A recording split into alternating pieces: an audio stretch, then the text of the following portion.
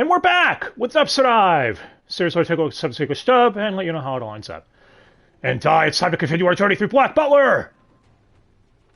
Oh, what's that mean?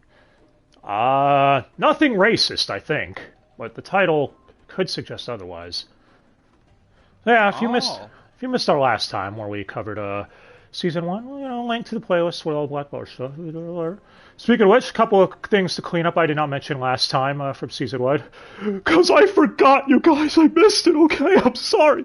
But, yeah. First, there's the corset scene. Yeah, I don't know how I missed going over this one. The one that sounds very suggestive. Where Sebastian's squeezing Ciel into a corset, and Ciel's like, I don't think I can make it, because I don't think anyone's ever been killed by a corset before, young master. Well, if you're wondering his thoughts on this, Brita thought the scene was hilarious. She actually kept laughing while recording it. Whereas Tatum's thoughts on it were, isn't it a butler's duty to help his charge? Because, he can attest to this. Corsets are a bitch to put on by yourself. He would know. I've got some questions about that. What, you got nothing to add, Di? It's about us to ask. Oh. I mean, if it was for a play or something, sure, you could get me in a corset. Wait a minute. Anyway, another scene from season 1 is there's a scene where Sebastian is interrogating a nun, and he's, from the cult of the angel. And yeah, he ends up fucking her, alright? And apparently Tatum told this story, how when he was done, Ian, the director, it's like, it sounds good, but it's missing something.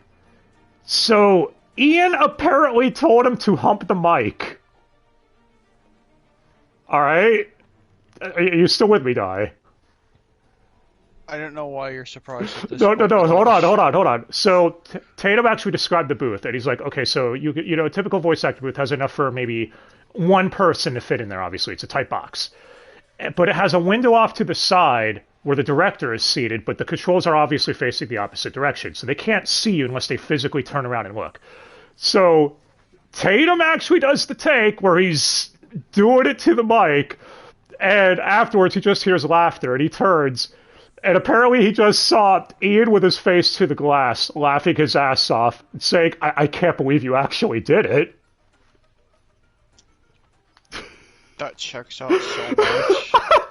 It was too stupid. I had to share that. So, there you go.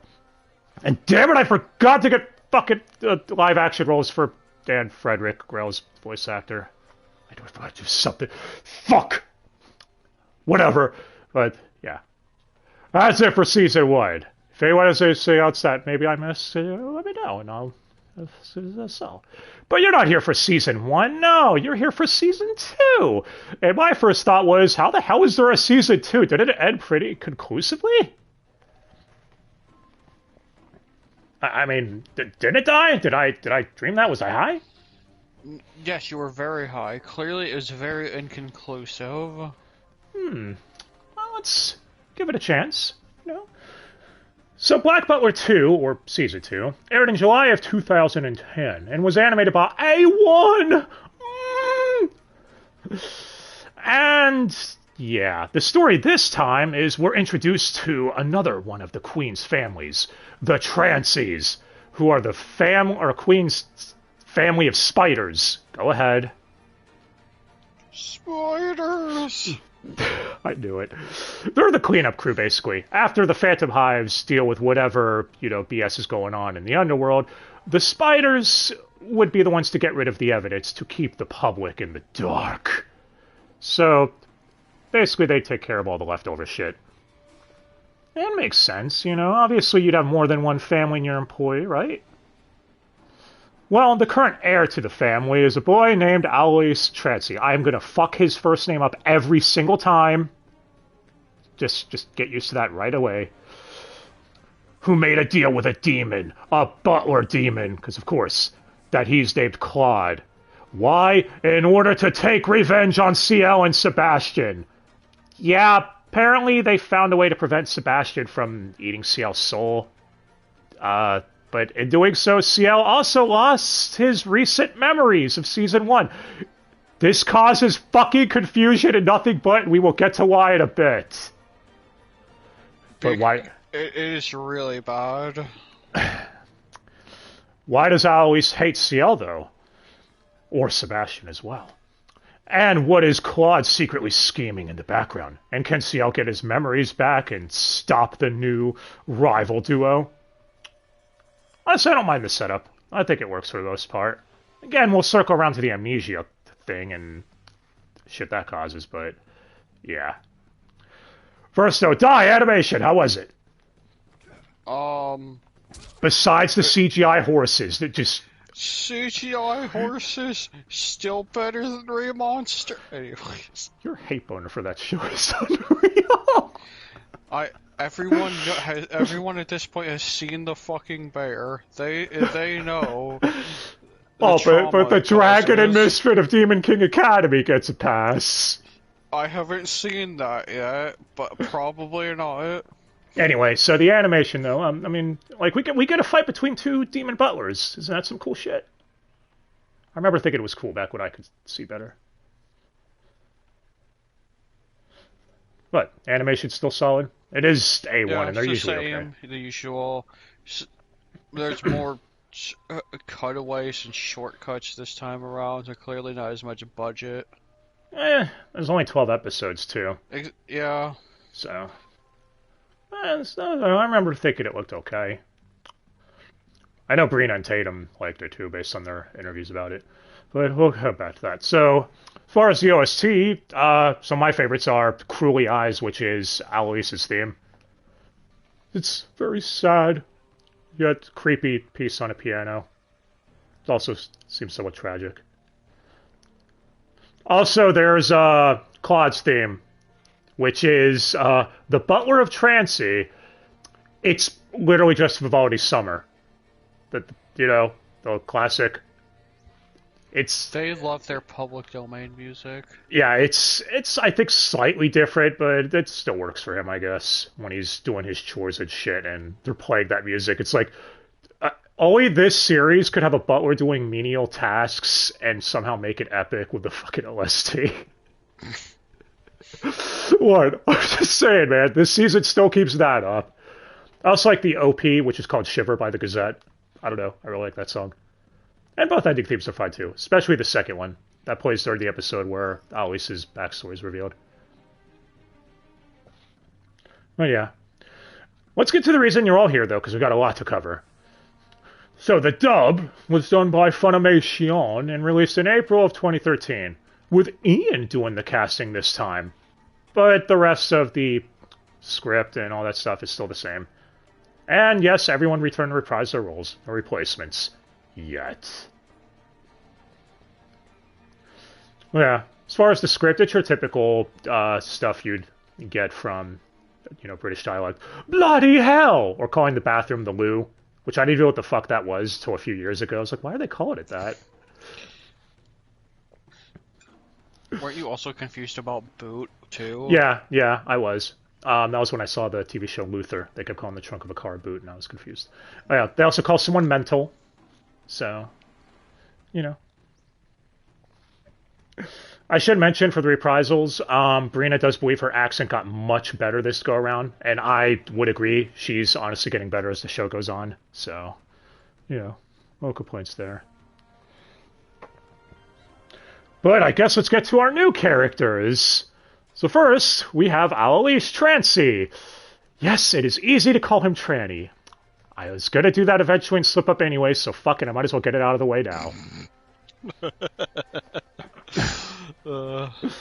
Anyway, so he's played by Lucy Christian, Nami from One Piece, Uraraka from My Hero Academia, Hestia as Bestia from Danmachi, that last one sounds kind of weird.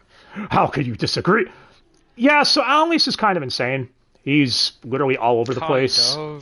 Yeah, Lucy actually loved how complex he was. How basically one moment he's playful and happy, and then the next he's very cruel and just menacing as fuck and sadistic. Yeah, he kind of suffers from abandonment issues also. We'll get to why and break down his backstory in a bit. But yeah, she said it was fun finding out exactly why he was crazy. Oh, and said it was great looking for the innocent in the craziness, etc. to play him. So, I think she did good. Oh, and she had to learn from listening to Brina CL and just play off of that. Especially because, much like Brina, she said playing a British Shota was not the easiest thing for her to do. Really? Also, she was one of the first voice actors to record for this season. But yeah, she loved this character and thought it was a bunch of fun. Which is ironic since you find out Annalise only wanted someone to love him. So, at least the Va loved him. Fuck you and your Soul Calibur reference. Anyway, before we get into Ali's backstory, we gotta move on to his butler first. Claude. Voiced by Jason Douglas, who's Beerus from DBZ, Tsubaki from Dead Mount Deathplay, and Guild Arts from Fairy Tail. Yeah, fun fact, I actually found out when looking online, apparently people believe they gave Claude glasses because he looked too much like Sebastian without them. Is this, I guess, what they just... Maybe?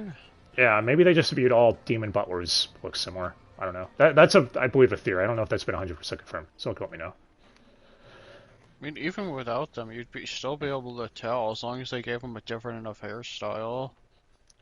Well, he enjoyed playing the subdued Butler because at the time, it was different than anything else he'd voiced there, since he's usually voicing detectives, his words. And he said it was definitely different than voicing a Southern tranny in Magical Shopping Arcade Abenobashi? I want to watch this anime now, what the fuck? Someone has seen it, please explain. But yeah, he had trouble making Claude sound less evil. Ian kept having to tell him to tone down the evil, man! And yeah, he too had to learn from Sebastian's, or Titan Sebastian, to show him how to do the Butler voice correctly. Do you want to know the one scene, by the way, Dai, he had trouble with and kept having to record like 15 times? Okay. It's when, in the first episode, Sebastian is, carrying the trunk away that has CL in it, right? Yeah.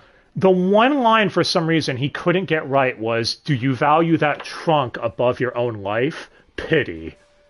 He said that one line took him at least 12 takes to get right. It's always the weirdest things. Yeah, I don't even understand it either. But yeah, these two love being the opposite of CL and Sebastian. And yeah. Fun fact, by the way, they both agreed when episode 1 first started, they thought Alice and Claude might be, paying taxes. What'd you think I was going to say? Yeah, exactly. They're in Texas. Yeah! While probably naked or something. Yeah, the first episode opens with that weird shit. Great duo. Plays well off each other. And yeah. Get to their backstory after the rest of the cast. Like the next member of the Trancy estate, Hannah, who is a dark-skinned maid, who pretty sure me and Di can agree would probably be played by someone black today because whenever they see someone with tan skin, they can't help themselves. Is that wrong? You're not wrong. I mean, yeah, at least 90% of the time. It's really surprising when it's a not. Well, she's a demon who's a living sheath for Claude's demon sword. That's basically it. She's voiced by Caitlin Glass. Go ahead. What? What do you want me to say? Fine, I'll say Tomboy Lives Matter. Cammy from SF4 through 6, and Lizbeth from Absolute Duo. Why? Or Lilibeth. Is that Lilith? I just say Lizbeth. What the fuck? I can't even read my own writing. Lilith from Absolute Duo. There we go. Because they both do British accents.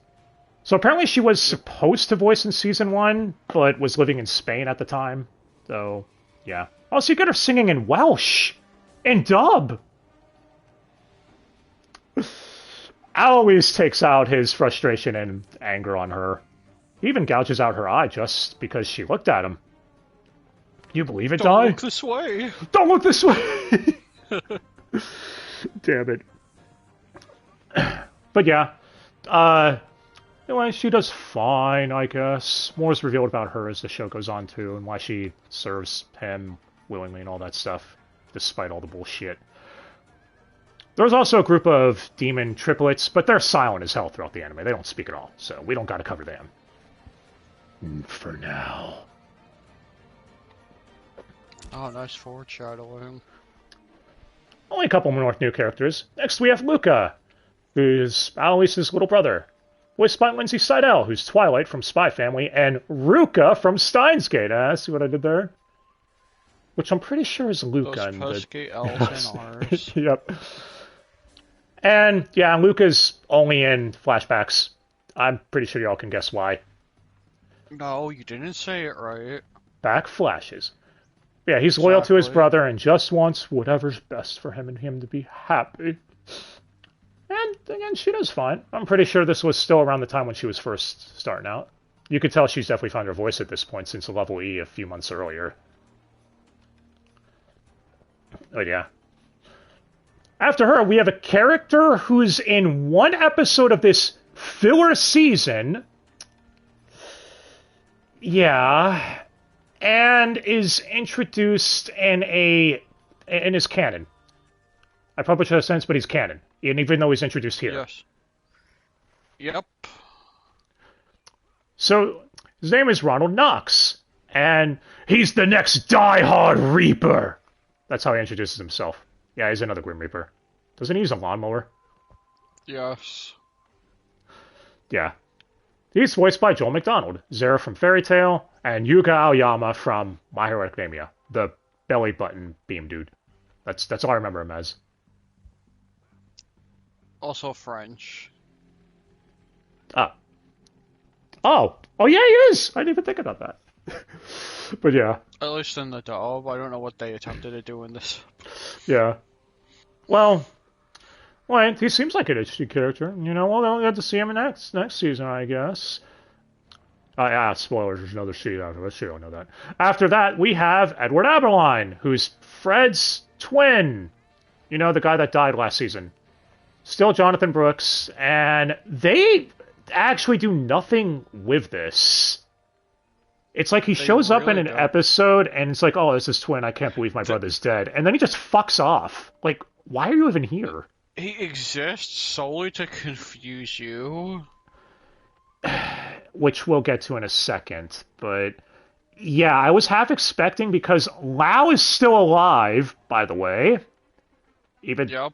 Because apparently they claim Sebastian held back on killing him. So it makes you think, okay, so maybe Fred's twin here is going to want to investigate the death of his brother or whatever, and that's going to lead somewhere. No, it's not really. You could actually write him out and not lose shit. Also, Alistair is still here. You know, the Viscount that Todd plays. Yeah. They did claim, by the way, Todd was perfect as his character because he always, if you've seen any panel with Todd, he talks so fucking fast that he fits perfectly as characters that are this insane. I don't know if I said that in the Season 1 video. Someone could correct me. But to wrap up the dubcast, Charlie Campbell, you know, Gran Torino, etc., voices both Alice's adoptive daddy and his greedy dick of an uncle. He's two guys. Also, our Bruce Elliott and Josh voice several ad voices. Why do you have a main character voice other characters? I guess to be fair, Tanaka doesn't really do much, does he? No, not really. Okay. Well, that's the dubcast. The dub itself, again, across everything, is really fucking good. We'll get into more stuff with the dub as we break down the plot. Oh no, it's broken. Okay, so to get into Aloyse's backstory, because that's kind of relevant, in a village where he and his brother were ostracized by people, But they had each other, till one day the village burned down. Before the duo can celebrate, Aloysius' little brother is dead, body lifeless. My God, he's corpsing. Dude, you're gonna get your corpse on the dirty carpet. Come on. It was already dirty. You don't need to make it dirtier. But it's not all bad. Aloysius is adopted by the Trancy family. Oh, wait, the Earl of Trancy was abusive toward him. If anyone's life is cursed... So, yeah. One day, Aloysius called for a demon and made a contract with him. This is obviously Claude, who becomes his butler to help him get revenge for the death of his brother. Which Claude tells him it was Sebastian who did it. Thus, Aloysius, upon killing the Earl of Trancy, wants to take CL for himself to cuck Sebastian before killing Sebastian in agony. The best revenge. I mean, if you die a cuck, that is pretty sad, isn't it? Yeah. Oh, it's revealed Claude is lying, because... I know! Because the hate a soul feels, the tastier it makes it, if you make it have more hate. Makes you wonder if demon lying? No way! Makes you wonder if Sebastian would ever do that to CL. He won't lie, he'll just withhold information. Yeah. So yes. If you couldn't tell from the similar backstories, yeah, it's very similar to CL. They made them exact opposites. Whereas, you know, both have a home that burned to the ground, relative that died, want revenge. Except Aloysius lets his fear and trauma conquer him and is broken by it, whereas CL uses it to drive him. So, you know. Also, speaking of, Aloysius has Claude call him Your Highness, because that's what Luca, his little brother, called him when they were younger. It's completely different. Oh, and if you're wondering Claude's phrase, since all the major servants seem to have one, turning something into something else. So say turning salt into silver, turning a penis into a vagina. Okay, maybe not that second one, but you get the idea. What? Yeah. I don't know. I think it works. The backstory. So now that we know what our characters are all about, who's ready to quickly run through this main plot? So as mentioned before, CL has amnesia, which is just there to confuse the fuck out of the viewer for the most part. They don't reveal that he has amnesia till 5 episodes in. So a lot of times you're not sure when this takes place. Yeah, it was pretty bad. I mean, there's clues like Grell wearing Madame Red's coat, which he doesn't do till after her death. But Lau's alive, and for all intents and purposes, the audience is to believe he was dead in S1. And as Di mentioned, that's the only reason Ed Aberline was introduced, the twin, before fucking off and never being shown again. Making things even more confusing is apparently Sebastian asked everyone to play along with his amnesia so it doesn't confuse CL. So the servants, Lau, Soma, etc. But, yeah, so he doesn't even remember achieving revenge. He thinks he's still working for the Queen, my Queen! Let's jump to the first time CL and Aloysius meet, though. He invites CL and his associates to a ball. CL, of course, suspecting Aloysius of being involved in a recent string of murders, attends. The Soma scene here, by the way, is really funny. You know what I'm talking about, right, Di? Where he tries glomping CL, and he goes, oh, this, my friend, and CL's like, who is this lunatic? Oh, CL, my friend, and Agnes like, he means you remind him of an old friend, yes. Oh, CL, your memories. He's saying that the toys your company makes give him good memories. I fucking love these two, man. Do you not? Yeah. Anyway, Alice, disguised as a maid, drags CL away alone. Oh, speaking of which, the first time I saw this season was with the dude we used to know. And he fell for the trap, as it were. He's like he saw Alice in a maid outfit and goes, "Who is she? She's hot." And then like a couple of minutes later, he goes, "Oh, never fucking mind. That's Trancy." I mean, I'm just saying. Look at Alice in the maid outfit, Don. Just come on. Oh wait, you're not into traps. Never mind. You're no fun.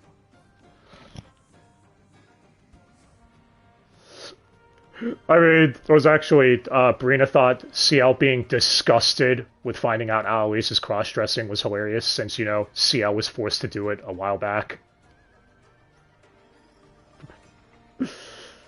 CL, you're a dick. Then again, maybe he doesn't remember being forced to do that. Who the fuck knows? The amnesia thing is... yeah.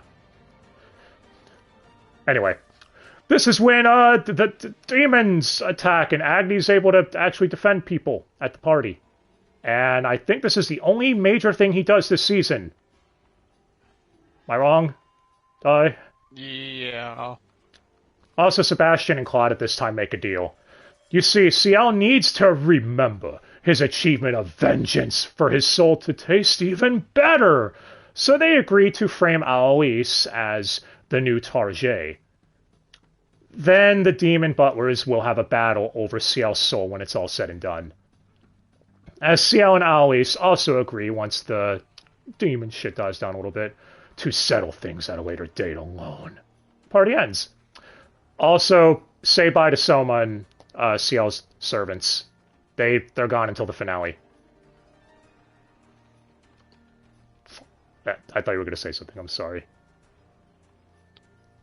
Gone forever. Well, anyway, at the next meeting between CL and Alois, where CL believes you murdered people, no, my family, they've got a sword fight. Actually, Brina loved this bit, because she said it was nice to see CL taking things into his own hands. Are you in good hands? And, yeah. Claude and Sebastian have a cool fight here. There's a little bit of a round one. With Hannah's demon sword. It ultimately ends with CL stabbing Alois, but needing to flee from his own injury as well. You actually see CL is worried that he might have actually taken a life, saying it wasn't what he thought it'd be like. I kind of wish they did more with this, because I think that is an interesting concept. Because it's like he believes he might have killed the target of his revenge, but isn't sure how to feel about it, because again, he killed someone. Yep. So he even makes the comment where it's like, I thought it would be it's not as simple for me to do it as it is for you, Sebastian.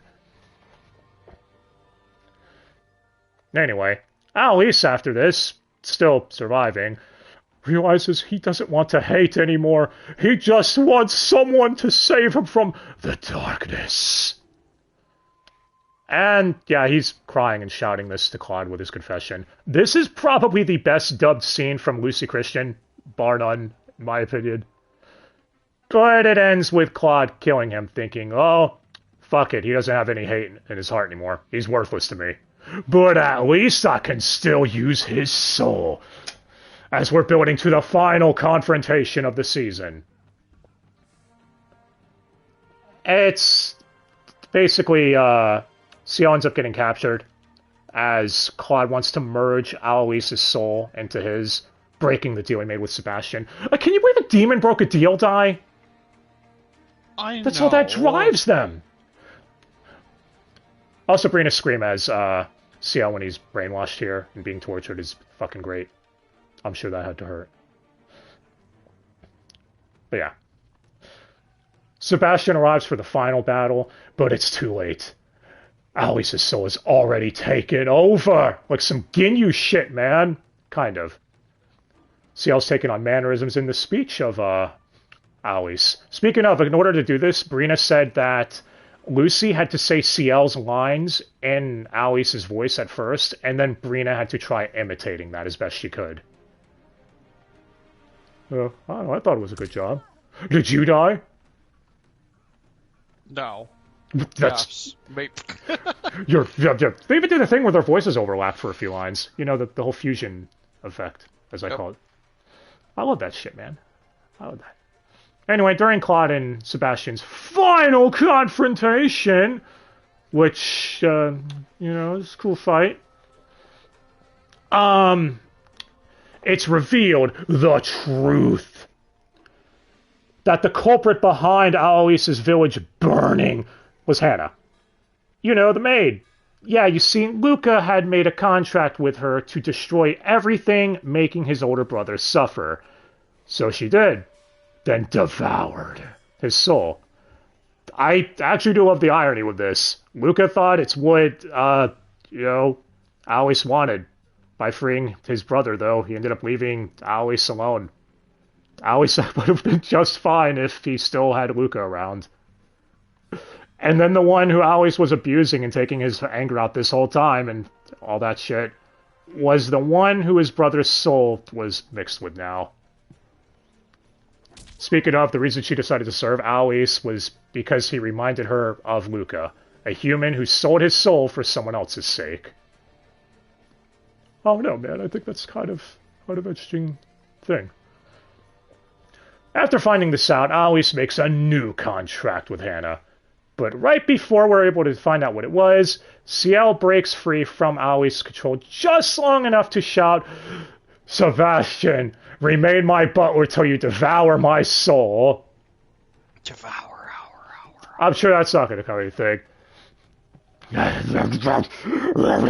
Sebastian ends up defeating Claude, who realizes Alois' soul was, actually... Are you okay? Yes! His soul was perfect, but he was too blind to see it up until the very end. And it ends with Sebastian saving Ciel, Alois' soul gets devoured, and he has a happy ending because now he's united with his loved ones in death inside of a demon. And happy ending, right, Di? No. Except the contract. Make sure neither Claude nor Sebastian can have Ciel's soul. So Ciel was turned into a demon. Thus, he has no soul for Sebastian to devour. And Sebastian can't violate the order given to him to serve Ciel until he devours his soul as his butler. So because of that, he must be his butler for eternity. I remember the look on Sebastian's face here the first time I saw this. I could see it being fucking priceless. He was clearly pissed. Which, do you blame him? See, Di blames him. He thinks Sebastian's an idiot. You heard him. He called Sebastian retarded. What? I want to say anything else? Anyway, the servants are left the manor as Ciel and Sebastian head to hell together. I think you're remembering a different scene. Which one? Oh, I thought he was pissed at the end after he after the contract's revealed at the very end, isn't he? He's pissed, but he's not. He's pissed throughout this entire portion of the arc. Yeah, but I'm talking about when he actually sees that he's stuck serving Ciel. Was he actually pissed about that? No, just passive aggressive when they're back in the main. Okay, alright. See, that's why you're here. It just helps me, man. But, yeah. So they're in hell together now. Since, obviously, Ciel's a demon. He can't really live here unless... Forever. I don't know. I really like this season. Yes, it has a lot of problems, as we pointed out, but I still think it's fun. Alois is a great, fun character. And I'm not just saying that because I think the maid outfit looks great. I mean, anyways. Uh-huh. Yeah, seriously, though, I actually love the whole rival duo. Who are opposite of our protagonists, when done right, and I think this would work for us. I think they should have done more with that, and less of, did you not see all Saul's the greatest? Yeah. If you want my major issues with it, the three servants and other side characters are horribly underused. As mentioned before, Alois had triplet demons who were serving him. Why not have Ciel's three servants face them instead of having them killed unceremoniously, like, near the finale? That could have been something for them to do. Or have Agnes show up and help again when he hears that Ciel's been kidnapped. What? Shh. I mean, you do get a couple of great scenes with Grell, though. Like him riding up the side of a building on a chainsaw going vroom, vroom! Or Sebastian baiting him into helping out by promising to do cool poses that he might be able to take photos of if he's quick enough.